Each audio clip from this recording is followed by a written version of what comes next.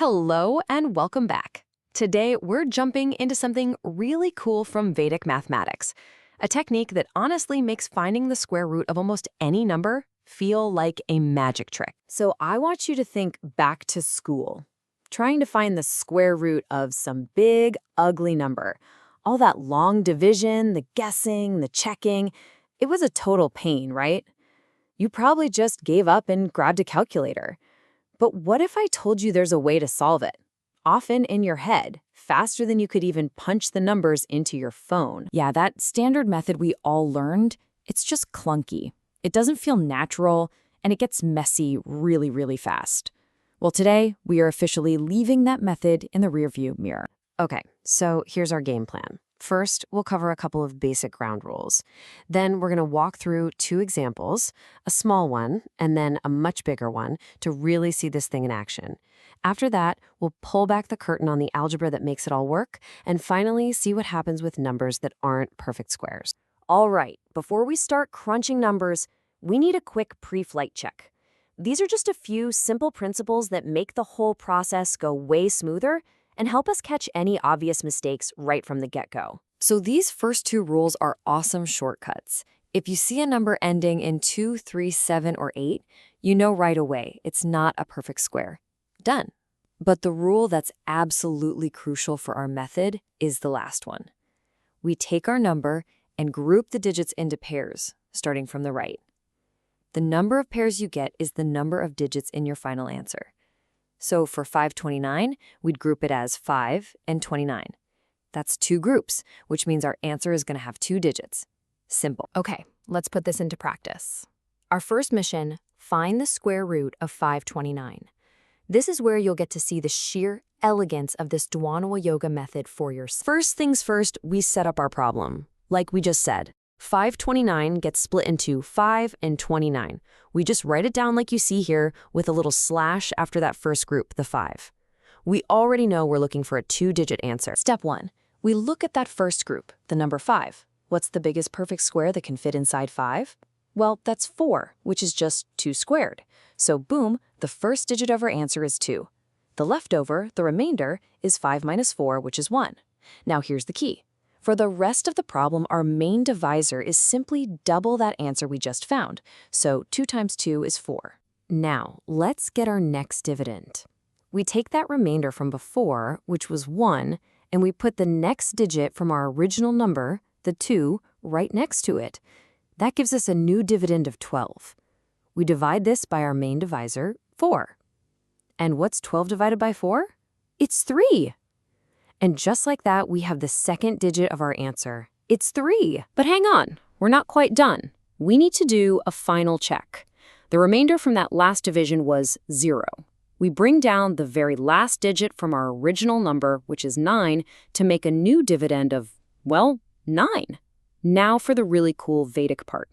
We subtract something called the duplex of the last answer digit we found. The last digit was 3. For any single digit, the duplex is just its square. So we subtract 3 squared, which is 9. And 9 minus 9 is 0. A final remainder of 0 tells us we nailed it. It's a perfect square. And there it is. The square root of 529 is 23. No guesswork, no messing around, just a clean step-by-step process. Pretty cool, huh? But okay, that was a small number. Can it handle the big leagues? Let's find out. Okay, now for the main event. We are going to find the square root of 16,384. I know, this number looks like a beast, but you are about to see that the exact same simple, elegant steps are going to tear it down no problem. First, let's group the digits from the right. We get 1, 63, and 84. 3 groups, so that tells us our answer will have 3 digits. The first digit is a piece of cake. The square root of our first group, 1, is just 1. Our divisor is double that, so 2. We have a remainder of 0 from that first step, so we just bring down the next digit, 6. Our new dividend is 6. Okay, next step. We divide our dividend, 6, by our divisor, 2. That gives us 2 with a remainder of 2. So our second answer digit is 2. Easy. Now we take that remainder, 2, and bring down the next digit from the top, which is 3. That makes our new gross dividend 23. But wait, we have to subtract the duplex of the last answer digit we found, which was 2. The duplex of 2 is just 2 squared, which is 4. So 23 minus 4 gives us our true new dividend, which is 19. Let's keep going. We divide our new dividend, 19, by our main divisor, 2. That gives us 8, with a remainder of 3. So our third digit is 8. We take the remainder, 3, bring down the next digit, 8, making our new gross dividend 38. Now this is the really important part. We need to subtract the duplex of the last times 2 digits of our answer so far, which are 2 and 8. As you'll remember, the duplex of a 2-digit number is just twice their product. So 2 times 2 times 8 is 32. 38 minus 32 leaves us with a new dividend of 6. We are on the home stretch. For our final check, we take that last remainder, 6, and bring down the final digit, 4. That gives us 64.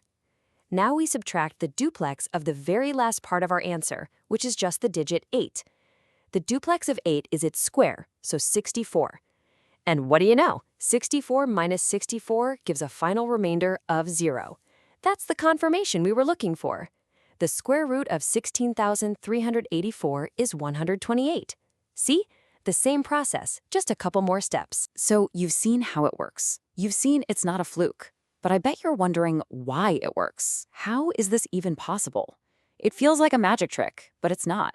It's actually some really beautiful and clever algebra. Let's take a quick peek behind the curtain. So what is going on here?